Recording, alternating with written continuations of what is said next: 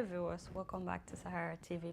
Now at this segment, we like to discuss Nigeria at 53, where we've been, where we're going, and where we are right now as we celebrate Nigeria's 53rd independence anniversary. And to discuss that with me today is a woman of great achievement. Among so many other things, she was the first female Nigerian administrative officer in the Federal Civil Service. She was appointed in 1959.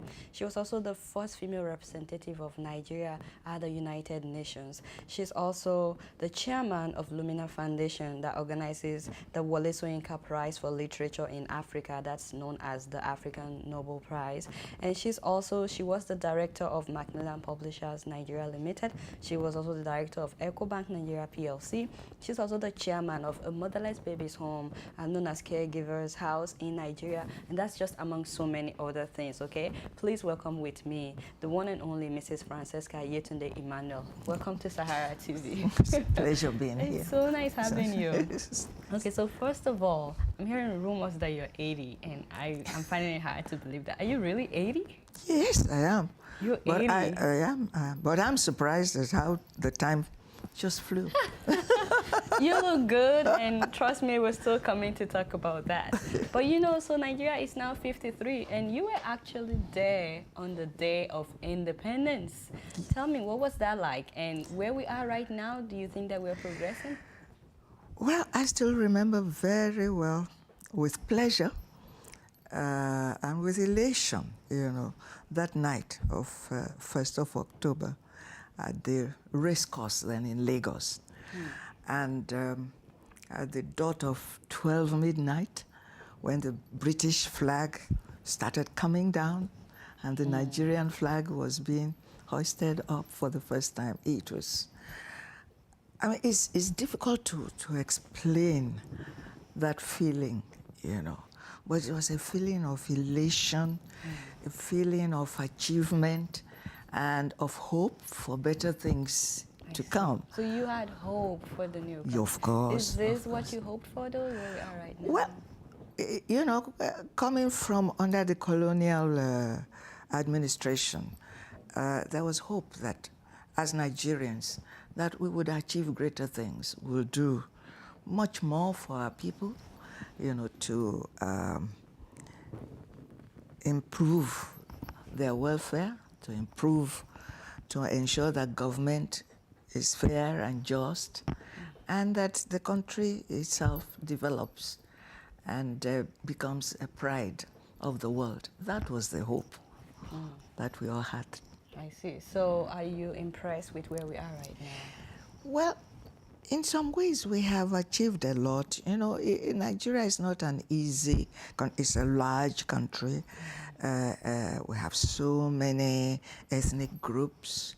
So it's not an easy country to govern as such, And we've made strides in some ways, but in other ways we have the attitude of politicians have changed, unfortunately. Our forefathers, those who fought for independence, they were more, how shall I say, balanced in their views. They were more concerned about the country. They were more concerned about what they could give to improve situation for everyone, But these days, you find out that the attitude of politicians has completely changed. Invariably, there is the attitude that, it is now our turn, so let's make the best of it. It's not that we are here now to ensure that everybody is given their fair and just part of the development. And I find out now that a lot of things are being done even with impunity, as if people feel they can get away with anything. And even where people have been, well, it's been proved that people have been corrupt or misused government funds of misuse their power or their position, you find out that even that the punishment that is given sometimes does not fit the crime. And people are discouraged. You know, they are discouraged because they hope that by setting examples, then the attitudes will change and things will be better. But when people are made to feel that you can get away with anything, the thing is that it encourages even corruption more. Because people feel, well, why shouldn't I do the same thing and get away with it? You know, I think it's sad, though, that in 1960 we had a huge celebration, you know, and we've always celebrated our Independence Day. Yes. But in the last year and this year, there was no celebration. I mean... well, because people are not too happy. And many people feel, what are we really celebrating? That's the attitude. What are we celebrating? Although there are a few things that perhaps we should be glad we are celebrating. We're still one country. Yeah. Thank God for that, you know. Because there were times when people felt that we were getting to a point where it was likely that the country will break up into, you know, pieces. But thank God we are still one country. But we have to do a lot to change attitudes of people, to make us feel that we are one, you know, to ensure that everybody is looked after, you know, not just myself, my own people, my family, my people. It's sad. It is. But we have to change attitudes. And I know there are many groups who are doing everything to change people's attitudes. Yeah, I think a part of it also has to do with security issues. Yes. Because, you know, the Eagle Square was where the president would normally go to, and there would be people, you know, in Abuja at the Eagle Square, but this year the Eagle Square was Which was sad. Which was sad. And it said a lot. It said a lot, you know. And I wasn't proud of that. Yeah. The irony is Nigerians outside Nigeria are celebrating the Independence Day, you know. We're all out in New York. That's really sad. But, you know, hopefully maybe by next year something will be done. Well, let's hope. But, let's hope. We have to keep on hoping. Yeah. You know. So having served in the civil service for decades, I'm wondering how you view the current generation of civil servants in Nigeria. Well, actually, recently I was on a panel. I've been on several panels looking into the civil service, you know, to see how we can restore the service to its former glory, you know. Well, it's not easy because the service has changed a lot. How? And it has changed not because of the fault of the civil servants themselves, but because of the way politicians have politicized the civil service. You know, when we were permanent secretaries, we were heads of the departments, you know, and we took all the decisions within the rules and regulations. You know, we were there to support the ministers, you know, but we were the custodians of the rules and regulations to ensure that the politicians achieved whatever they wanted to achieve within the laws and the regulations. So we were forced to reckon with. But unfortunately, it got to a point where certain sections of the society felt that the permanent secretaries were too powerful. And they took steps to reduce that power, according to them, you know. And in fact, at one point, they changed the designation of permanent secretaries to directors general, you know. It was a way of ensuring that the permanent secretaries, you know, didn't have the powers. And in fact, they took certain powers from them and transferred those powers to the politicians, the ministers, who, of course, ministers come and go. And that disrupted so many things, you know, the records, the traditions and all that. So what are some changes you're hoping to see in civil service today? To go back to where we were, well, of course, we shouldn't go back to where we were. We should progress. We should progress. And the thing is to ensure that right people are appointed to the positions. You don't put square pegs into round holes, you know, that you, even though you're taking care of each section of the country, you know, but you maintain standards. There are certain standards you should not go below. No. You know, not because you want to satisfy a section of the society. Yeah, but that's the order today. Yeah, but we have to change. We have to accept that. Somebody, you know. We have to change. And those who cannot meet the standards, then they have to look for ways and means, you know, of making the standard. Making the standards. That is where the government also should be able to help them to make the standards, but not to lower standards. Because of. So what advice do you have for civil servants today that maybe some of them, the government is owing them salaries and stuff like that, and they're feeling like maybe they shouldn't put their everything? You see, the civil servants of today, they don't have that kind of confidence in themselves anymore, because they can be hired and fired, at any you know, time. and because there are no jobs in the country. It's not only Nigeria, it's all over the world that we're having that problem. So people want to keep their jobs, if even it means keeping quiet, you know, keeping silent, but suffering, you know. On that. So it's the politicians. And I think whoever governs Nigeria, you know, should have enough courage, because no matter how much the head of state wants, you know, feels about the country and wants to do good, it's the people surrounding him. Yeah.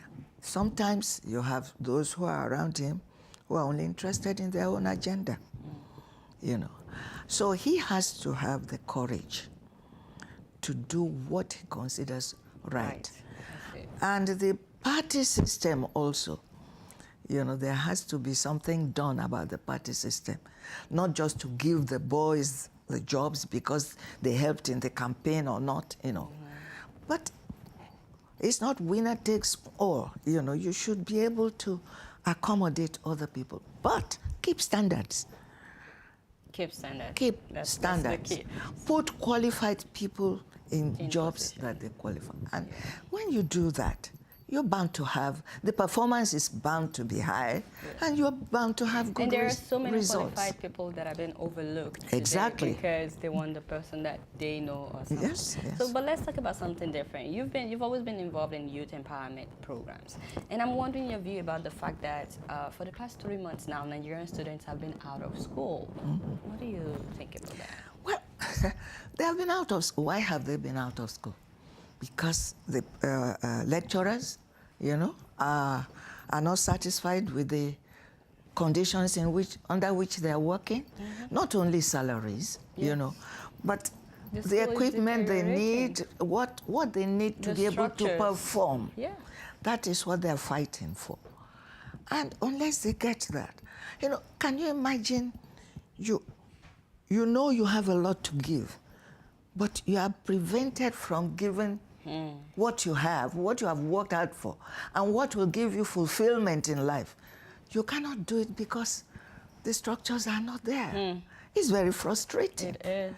You know, and then you see how the students you are supposed to look after, encourage, and, you know, make them worthy citizens of the country, that you cannot help them. So you can imagine the frustration. Unless, you know, there has to be a way that... Does this happen at your time? Like students being out of school? Well, no, not out of school, but students also demonstrated if something went wrong. And government listened, yeah, and were able to, you know, sort of... So So come to some kind of understanding. If Nigerian government could hear you now, what do you have to say about this whole house strike to the government? Well, you know, there are so many things that are wrong. Government should put, you know, government should be able to come to some understanding and, understanding of the plight of the teachers and the plight of the students, you know, and should understand also that instead of grabbing all the money for their personal use, put it into education, into health, you know, the basic things that people need. They want to have housing. Yeah, they want to be able to go to school. They want to have good health. If government can put more money in these areas, people will be more satisfied. And people will know that the government is looking after them. And when you know that you are being looked after by your government, you are more prepared to make sacrifices. For that government. You know, and this is where journalists also have a good role to play. Okay. The media, both electronic, like you are doing here, you know, to be balanced, you know, to not to be afraid to say, you know, to say things as they are, to sensitize people, make people think. Yeah. You know, these are all of us. We all have to work together. Because, you know, Nigeria was not the only country that got their independence at that time. Some countries that got their independence after us, they have already gone ahead of us, which is a disgrace. It is. Yes. Let's talk about something else that is also different. I want to talk about female genital mutilation. And yes. I think you're very passionate about this, and I'm just wondering your message about this practice in different African countries. Well, no, actually, I belong to a group that has been fighting this in Nigeria, you know. Because it doesn't make sense. You know, it doesn't make sense. But the pity of it is that it is the women themselves who are continuing this. The tradition. The tradition. If, you know, but why did it start? Because they don't want women to, they are afraid that women may not be faithful to their husbands. It's selfish. I mean, you can look at it from the other point of view too. The man is free to do whatever he wants. Yes. Why? You know, it's sad. But it's the women themselves that are continuing with this kind of... so you think education... Education is what we need. Education is what we need. I know that there have been some, you know, I belong to some groups, and we have had workshops and everything. And luckily, we've been able to change the attitude of some of these women who are the ones who perform. So it's still going on in Nigeria? It is still going on, but we have to give it time. You know, tradition is a... Yeah, it is. You have to be patient, and you have to be consistent in educating and letting people, you know, see your own point of view. You know. Okay, I want to talk about something fun. So I heard that you're involved in arts, in music. Really? Can you tell us a bit about this? Actually, that's my passion. I thought when I left secondary school, I thought I was going to go to either Italy to train my voice or go to you know, improve my dramatic. I was always interested. I've been trying to convince her. No, I'm not singing. I've been trying to convince her to sing something. No, I can't. She said no. No. But keep going. I sang publicly. You know, I belong. I'm one of the founders of the Musical Society of Nigeria, Muson Center. Wow. And I was a member of the Steve Rose Voices before then. You know, and I used to perform. I was a solo performer in the Muson Center until I was 70. On my 70th birthday, we had a concert for me. I sang, and I told them that was the last time I was going to sing you can't publicly. Just a chorus for us? Because, you know, when you have maintained a standard that people associate you with, you dare not go below that standard. I'm sure your voice is still okay, but we'll move on.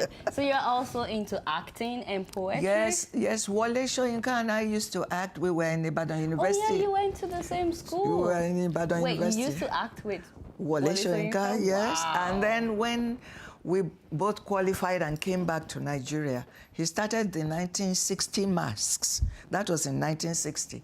I was a member of the 1960 masks. Wow. And I used to act. You know, Wale used to direct. And it was fun. It was really fun. But at that time, people didn't respect the stage. They didn't respect. If you were a man and you went on the stage, they would think, you must be useless at everything. If you are a woman, it's worse. You know, you must be. And speaking of you, if you're a woman, you know, I keep wondering, being the fact that you were the first female permanent secretary at the UN, was that easy? Did you have to fight your way to become the first female? Well, in a federal service as a permanent secretary. Well, actually, I didn't realize I was going to be the first female. Because when I was appointed as the first female administrative officer in '59, I didn't know that there was no Nigerian woman. Wow. It was after I was appointed that I realized it. Wow. And of course, as I developed and as I was promoted, anywhere I was posted, I was always the first Nigerian woman there. And you know, in our own cultural milieu, the man feels he's the superior. Yeah, so it was not easy. But I had to take into consideration that cultural aspect, you know, and be sure that even though I was the boss wherever I went, I made sure I gave them the respect, you know, the cultural respect, you know, but I didn't leave them in any doubt as to who the boss was. I like that. I like that. You give them their respect, yes, but you're still the boss. Yes. You're still in charge. Well, it was fun. It was fun. And in the end, even when I became the first female permanent secretary, I still remember my very first meeting with permanent secretaries, you know. And I said to myself on my way there, I said, Francesca, keep your mouth shut, keep your eyes open and your ears open. So that was what I did the first time I listened, I watched. But one thing I noticed at that meeting, that sometimes I would see one of the male permanent secretaries will nudge the other male, you know, as if to say, you know, the language that they were used to, all men, you know, that kind of thing. Yeah. And one of them might say something that the other one feels, this is not what you say in the presence of a lady, you know, and go like that. And I said to myself, now, Francesca, you are the one intruding into their own lives. You have to make them feel comfortable with you. So the next meeting, you know, I was prepared. And one of them just cracked a not too clean joke, you know. And I saw somebody, you know, so I deliberately responded in a not too clean joke too, a dirtier joke. Wow. You know, and they all went, what? Oh, no, she's not gonna. You know, and I said, yes, you want us to have bring it on. And you know, they relaxed. Oh, wow. After that, they relaxed, and I was happy to be with them. Wonderful. But one thing I would say about what I went through, I was tested. You know. But in the end, when they gave me the pass mark, they just accepted me as one of them. Wonderful. You know, they accepted. But I found that some of them accepted me, not as a woman amongst them, but as a freak of a woman. Wonderful. But it didn't matter. All I wanted was that, you know, that I would, you know, open the doors for other women. For other women. And before I left, before I retired in 1988, there were at least about 6 or 7 female permanent secretaries. Wow. You know, I wish I could see you acting on stage, because I was able to see a little bit of it, but I wonder how nice it would be. No, I will tell you something. Okay. Now that you said that you wish you would see me act on a stage, I acted a part in J.P. Clark's song of a Goat. And it was Wale Soyinka that directed it. Okay. And I was playing the part of the mad aunt, you know. And Wale, you know, like, is a realist. And in the play, the part that Wale directed and also acted. And in the play, there was a part where he had to sever the head of a goat, you know, with one stroke of the knife. And of course, he always did that live. And which meant every night after the play we had a barbecue. You know. So on this last night, when he severed the head, the blood splotted all over the place on me and everything. And I don't know what happened to me. I lost it. I just, rather than acting the play, I became Orukurere. And up till now, I don't know what happened. And I was really, I was saying my part, but I was just weeping, crying, until I went off stage. I could not stop crying. And everybody was saying, what's wrong? And Wale Soyinka just pulled me, took me somewhere in a room and said nobody should disturb me, and left me until I cried my heart out. You know, but I think that was, for me, the height of acting. Wonderful. Well, unfortunately, I wasn't there. But we're rounding up, but I just want to know a little bit about the Motherless Babies Home that you're also the chairman of. Yes. Actually, the home is run by somebody who's like a daughter to me, my protege. And so I became the chairman. We have 9 children in the home now, you know. And well, we get support from people, you know. And the story of the last one that we had is a very fantastic story. This protege of mine traveled and was coming back to Nigeria. But on the way, something happened. Then he saw some people shouting, crying, and she stopped. And it turned out that there was a baby crying in the bush. Wow. You know, and the bush was on fire. Oh, wow. You know. Anyway, she rescued this baby, brought this baby back to the home, and we named the baby Eniton. Eniton, which means somebody with a story. And she's a bright child now, all over the place, lovely child. But we have 9 children now. Great. Well, I have been inspired by, just talking with you. But my very last question is what I told you that we're coming back to. Can you tell me how you're looking good like this at the age of 80? Like, seriously. First of all, I think perhaps it's in the genes. My father died at the age of 96, and he was still on his feet. Wow. My mother died at the age of 95, 20 days, and she was looking good. I think it's in the genes. But apart from that, I'm a very restless person. Okay. And I love nature. I love people. I love young people around me. I heard that you garden. Yes, yes. Every morning I come down with my secateur, and I go into I could be there for 2 hours, I love gardening. I love nature, and I love music. If I am somewhere and you don't see any plants around there, and you don't hear music, no, I'm dead. Please don't die now. All right, viewers. Thank you so much for coming on the show. I mean, we really appreciate your time. Thank you. It's my pleasure, too. And I want to congratulate your organization for doing a wonderful SaharaTV, for doing a wonderful thing. I wish you progress. Thank you. And I hope whatever you're doing will impact in a positive way on our country and on the world. Thank you so much. All right, viewers, I'm sure that you've enjoyed that interview, and we still have more to come. More of our shows, our regulars will soon be coming, but that has been Mrs.